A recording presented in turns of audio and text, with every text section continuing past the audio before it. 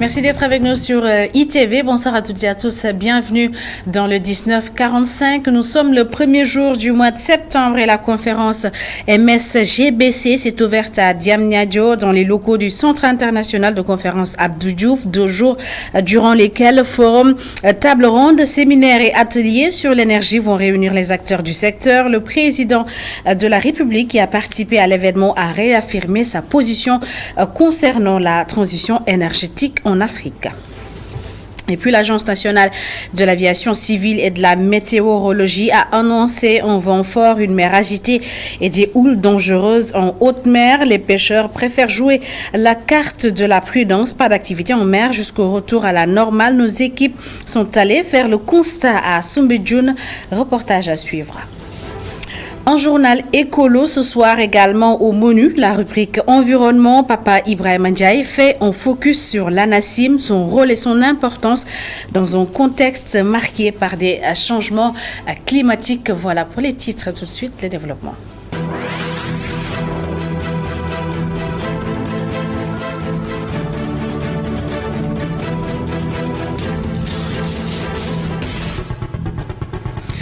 Ouverture à Diamniadio de la 2e édition du principal forum énergétique d'Afrique de l'Ouest MSGBC sur le pétrole et le gaz. Le président de la République qui a ouvert les travaux estime que le Sénégal n'a pas besoin de faire une transition écologique du moment qu'on est dans le mixte énergétique. Macky Sall est au micro de Babacar Seck. La transition, c'est pour ceux qui ont de l'énergie. Mais vous n'avez pas d'énergie. Vous avez plus de 600 millions de vos concitoyens qui sont encore à la bougie. Alors on vous embarque dans des transitions, on va faire des thèses là-dessus, on va financer quelques laboratoires dans nos universités et on va tuer l'essence même de la maîtrise de nos ressources naturelles que sont le pétrole, le gaz. Nous faisons du mix énergétique. Et nous sommes à 31% de notre productible aujourd'hui au Sénégal qui sont renouvelables. Donc, on ne peut pas nous donner de leçons là-dessus. Très peu de pays développés vont atteindre ce taux même d'ici 10 ans. Donc oui, nous sommes déjà, nous, dans l'accord de Paris. Mais on ne peut pas nous faire croire que l'exploitation du gaz ou du pétrole va constituer une menace sur le climat, en tout cas en Afrique. Il faudrait donc que nos universitaires, que nos scientifiques, vraiment aient une conscience claire des perspectives qui sont devant nous sur ces sujets. Et lorsqu'on parle que du LNG ou GNL, gaz naturel liquéfié, il ne faut pas que tout notre gaz soit destiné à l'exportation pour d'autres pays. On ne va rien régler. Rafale de vent, agitation de la mer, houle dangereuse. L'alerte a été donnée par les services météorologiques. Face à cette situation à Soumbédioune, les pêcheurs préfèrent ne pas prendre de risques. Aucune activité en mer jusqu'au retour à la normale de la situation. Ils ont d'ailleurs mis un drapeau pour informer les autres du danger en haute mer. Aliou Sow, Augustin Mandan. Une mer agitée, un vent fort, une plage quasi déserte. Nous sommes à Soumbédioune, dans le hangar du quai de pêche des pêcheurs en pleine communion. Depuis 3 jours, ces pêcheurs ne sont pas allés en mer. C'est l'hivernage qui est ainsi fait. Nous pouvons rester 1 semaine sans aller en mer. Cette semaine, par exemple, nous n'avons eu qu'une seule journée de pêche. Vous voyez par vous-même, toutes nos pirogues sont taquées, et cela depuis 3 jours. En cas d'alerte des services météorologiques, un drapeau est planté à Soumbédioune pour informer les pêcheurs du danger.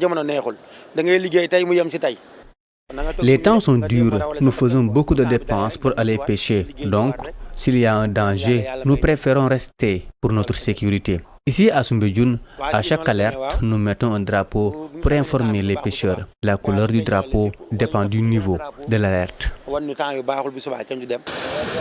Avec ces houles et les vents forts, beaucoup de pêcheurs ne prennent pas le risque d'aller en mer.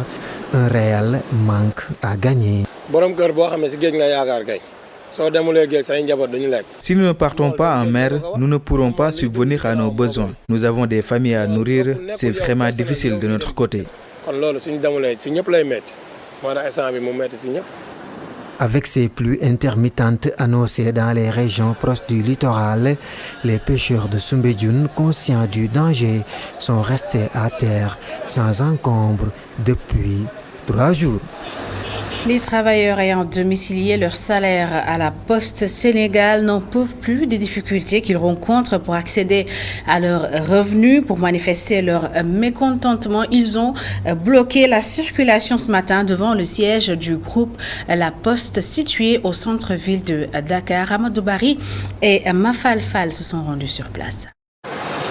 Les usagers de la Poste n'en peuvent plus des difficultés auxquelles ils font face depuis plusieurs mois pour percevoir leur salaire domicilié dans cette institution bancaire publique.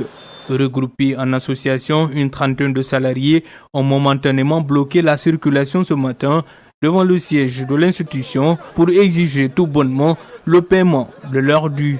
Les usagers quittent très loin.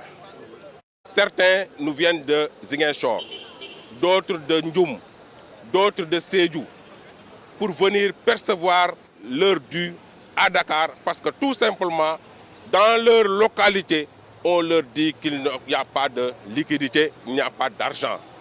Cette situation a trop duré et nous réclamons le paiement immédiat de nos dus, de nos revenus.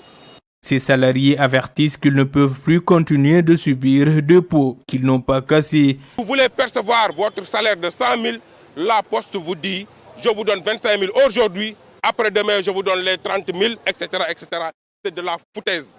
Il faut reconnaître que le problème de malgouvernance ne doit pas être imputé aux usagers.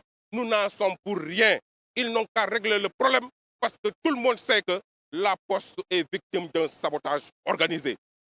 Soit la Poste fait face à ses engagements, soit on enclenche la procédure de liquidation de l'entreprise. Face aux difficultés persistantes de disponibilité de liquidités, les salariés réclament l'intervention de l'État pour trouver une solution au plus vite possible.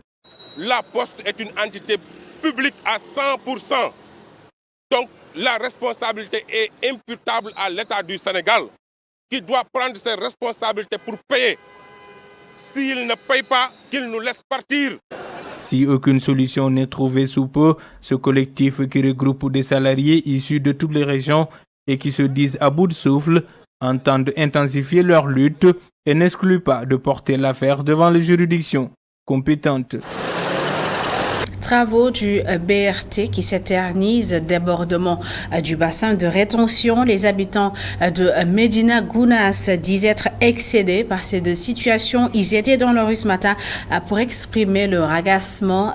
Matar Gassama porte leur parole au micro de Boudal Ndiaye et Cheikh Matar Mbaye.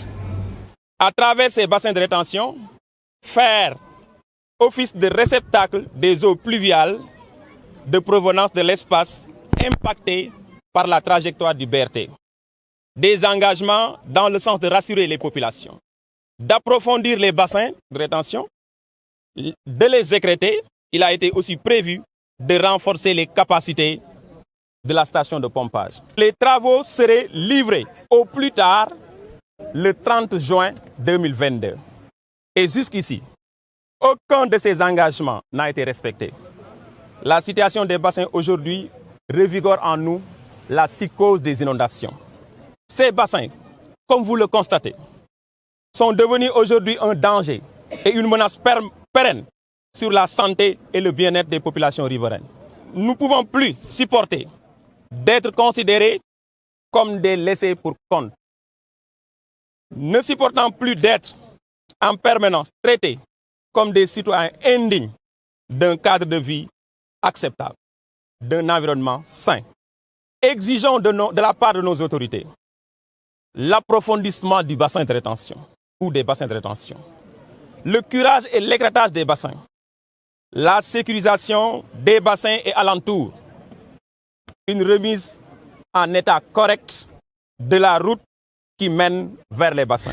Et pour faciliter l'accès à l'eau potable dans les zones rurales, l'Office national des forages ruraux a construit une vingtaine de forages de châteaux d'eau, dont 12 dans les régions de Kaolack, Fatick et Kaffrine, en investissement qui entre dans le cadre du projet eau assainissement en milieu rural Adamassar et Astumbaye. Permettre aux populations qui vivent en milieu rural dans la zone centre d'avoir de l'eau potable. C'est l'objectif de l'Office des forages ruraux. Selon son directeur général, l'État du Sénégal a mis en place d'importants programmes pour y arriver. Dans le cadre du programme eau assainissement en milieu rural, PAMIR, le gouvernement du Sénégal avait sollicité un financement de la Banque mondiale qui tournait autour de 22 milliards. Alors, ce financement-là avait comme principal objectif de réduire au maximum nos vulnérabilités partout. Alors, c'est dans ce cadre-là que cette mission a été envisagée pour venir ici, d'abord réceptionner des ouvrages de stockage. Il s'agissait de 20 châteaux d'eau, dont les 8 sont entre Thiès et Diourbel, donc 4 de chaque. Et puis, il y a 12 châteaux d'eau qui étaient ventilés entre Kaolack, Kaffrine, Kaolack, Fatick et Kaffrine. Nous sommes en train de travailler sur 2 programmes de transfert d'eau qui vont impacter la zone. Vous avez Singambi, donc c'est un programme qui également vise à remplacer donc la qualité de l'eau, et nous avons également le transfert d'eau de Malem Hodar. Et tous ces 2 dossiers-là, des partenaires sérieux sont en train de regarder ça pour nous accompagner. Donc, surtout le projet de transfert d'eau de Malem Hodar qui devra impacter la ruralité de Kaolack, de Fatick et de Kaffrine. À cela s'ajoute la réalisation de 30 000 branchements sociaux grâce au programme du PAMIR. Cette zone-là a la particularité de concentrer l'ensemble des programmes du PAMIR. On a 30 000 branchements sociaux à faire dans la zone, qui sont des branchements subventionnés par l'État du Sénégal à 5 000 francs. Et c'est même sous forme d'avance sur consommation. C'est-à-dire que vous donnez 5 000, on vous donne le compteur et on vous défalque ça au fur et à mesure de votre consommation. Le directeur général de l'Office des forages ruraux est en tournée dans le centre du pays pour réceptionner de nouveaux châteaux d'eau. Pour l'implantation d'une agropole dans la zone nord du Sénégal, les autorités ont démarré l'étude de faisabilité du projet. Objectif, collecter des données auprès des services techniques, des organisations paysannes et des différents acteurs pour arriver à chiffrer de manière précise le coût global du projet et les retombées attendues, suivant les explications de El Hadj Djilimbaye Lo, coordonnateur du projet national des agropoles du Sénégal. Ces propos ont été recueillis par Sékou Diallo. Comme vous le savez, le chef de l'État, son Excellence Macky Sall, nous a instruit de mettre en place 5 agropoles au niveau du Sénégal. Nous avons déjà lancé le projet Agropole Sud, le projet Agropole Centre et le projet Agropole Ouest. Maintenant, nous en sommes au projet Agropole Nord. Et comme vous le savez, ils font partie, ces projets agropoles-là, des projets phares du plan Sénégal émergent et qui suivent une certaine démarche de structuration. Nous avions déjà fait les études de préfaisabilité en 2015 et cette année-ci, pour l'Agropole Nord, il s'agit de lancer les études de faisabilité. Voilà, les régions impliquées dans l'Agropole Nord, ce sont les 3 régions de Saint-Louis, de Matam et de Louga. Et les objectifs du projet Agropole, c'est d'abord de réduire le déficit de la balance commerciale. C'est aussi d'augmenter les exportations au niveau du pays, du Sénégal, sur les produits agro-industriels. C'est également de créer des emplois.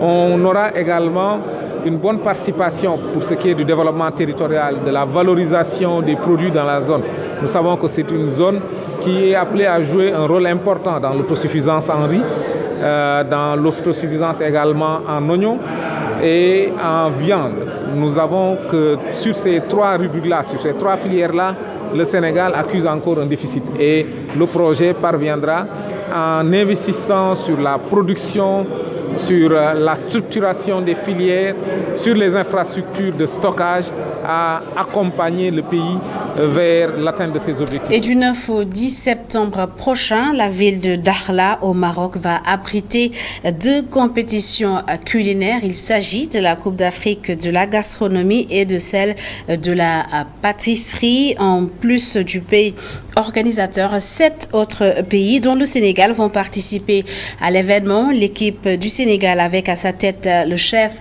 Mbaye Samb, se dit prête à bien défendre les couleurs nationales. Ils ont fait face à la presse. Voici les explications de Youssoufa Djemé, c'est le président de Bocuse d'Or Sénégal, au micro d'Emmanuel Gaspard John. Nous sommes en route pour le Maroc pour représenter le Sénégal pour la Coupe d'Afrique de gastronomie par le canal de l'Académie Bocuse d'Or. C'est un concours déjà international. C'est la Coupe du monde de la gastronomie, mais on passe par des étapes. On va aller compétir au Maroc, à Dakhla, le 8 et le 9. Et si Dieu fait qu'on est au podium, qu'on passe au podium, on passera au podium. On va aller représenter l'Afrique à la Coupe du monde. On sera 3 en tout cas. Et c'est sûr qu'on sera sur le podium, Inch'Allah. Le Sénégal est à sa 2e participation. La première participation, on était sur le podium, à la 3e place. Vendre les recettes sénégalaises, c'est promouvoir un peu nos produits locaux. Parce que là-bas, il y a des produits qui sont imposés déjà, des produits à l'universel, c'est-à-dire que l'agneau, on le trouve partout. Donc on vous impose l'agneau, on vous impose un poisson. Et tout le reste, c'est des produits locaux, des produits de chez vous que vous allez mettre en valeur. C'est pour apporter un plus à la gastronomie. C'est pour apporter une nouvelle touche, de nouvelles saveurs qui feront de telle sorte que l'alimentation en général va passer d'un cran.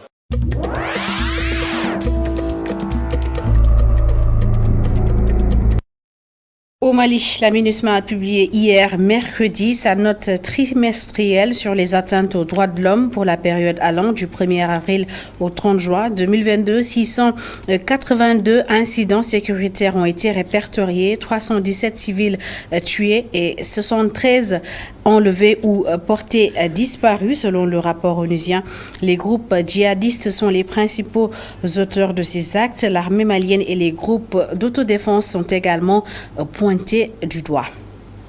En Éthiopie, les rebelles tigréens accusent désormais le gouvernement d'avoir lancé une offensive conjointe avec l'Érythrée. Il s'agit de la première implication directe de l'Érythrée depuis la reprise des combats. Le gouvernement éthiopien n'a pas souhaité à cette accusation. Dans un communiqué publié ce jour, Addis Abeba se contente d'affirmer que son armée agit en position de défense contre les attaques tigréennes. Terminons avec l'Angola. Le principal parti d'opposition conteste les résultats des élections générales, donnant la victoire au parti au pouvoir et en second mandat au président sortant Joao Lourenço. Ils ont introduit un recours à la Commission nationale électorale.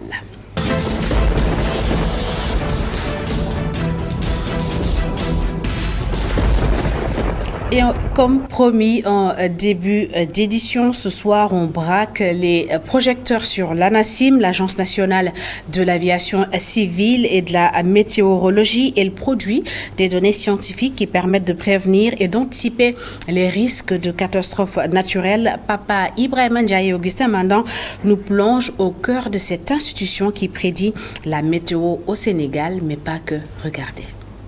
On est arrivé dans un moment. C'est irréversible. Le scientifique est le point focal au Sénégal du groupe d'experts intergouvernemental sur l'évolution du climat. Sous le regard d'Ousmane Ndiaye, le 6e rapport alarmant du GIEC des Nations Unies qui prend en compte ce qui se passe actuellement sur le fleuve Sénégal. L'atmosphère ne connaît pas le Sénégal ou le Mali ou la Gambie, c'est une même atmosphère. Donc quand quelque chose change, n'est-ce pas, en tout cas significativement au sein de l'atmosphère, ce qu'on appelle d'abord le dérèglement climatique, c'est comme ça on l'appelle, pour montrer que c'est carrément un dérèglement, c'est pour cela qu'on le voit. Aujourd'hui, le changement climatique, le signal le plus fort, bien sûr, c'est la chaleur. C'est cette chaleur-là qui a amené ces pluies à cause de l'évaporation, n'est-ce pas, ces fortes canicules qui amènent des feux de brousse. Et bien sûr, n'est-ce pas, les vagues de chaleur qu'on est en train de connaître en Inde, qu'on n'a jamais vu, on a dépassé les 50 degrés plusieurs fois, n'est-ce pas. En France, on voit aujourd'hui des inondations, des fortes pluies, ce qu'on appelle les phénomènes extrêmes. Et ça sont des signes du changement climatique. Montée des eaux au Sénégal, feux de brousse, canicule, déluge ailleurs, la nature dans son entièreté tremble, ajoute le directeur de l'exploitation de la météorologie à la NACIM. Retenir la chaleur, n'est-ce pas? Serre, le mot vient de serre, c'est une serre, on le montre parce que vous avez donc l'atmosphère est une serre, effet de serre. Le GIEC avait identifié 4 signaux types. Le premier, c'est la température, donc les canicules, etc. Deuxième, c'est l'augmentation du niveau de la mer. Troisième, c'est les phénomènes extrêmes. Et quatrième, c'est l'acidification des océans. Ces 4-là sont des signaux sans, n'est-ce pas, équivoque du changement climatique. Maintenant, il y a d'autres signaux qui sont indirects, comme l'impact sur la santé, l'impact sur la biodiversité, l'impact sur les sécheresses, etc. C'est des signaux qui sont pas directs, mais un peu, n'est-ce pas, qui sont induits, disons, par les changements climatiques. Dans ce contexte de changement climatique, il est de plus en plus important de miser sur les données météorologiques. Maintenant, notre rôle, nous, primordial au niveau de la météo, c'est la partie scientifique. Parce que le GIEC, c'est le groupe intergouvernemental des experts sur le changement climatique. Donc nous, notre rôle, c'est vraiment d'être nos scientifiques, d'expliquer ce qu'est le changement climatique, de montrer aux gens que ce n'est pas quelque chose qui est comme ça, qui n'est pas naturel, mais c'est quelque chose qui vient de l'homme. Il faudrait qu'on fasse quelque chose avec. Au plan mondial, les rapports du GIEC sont alarmants, mais au plan local, les prévisions de la NACIM permettent d'anticiper sur certaines questions. Par exemple, aider les décideurs dans la mise en œuvre des plans de lutte contre le changement climatique. Il y a un message fort.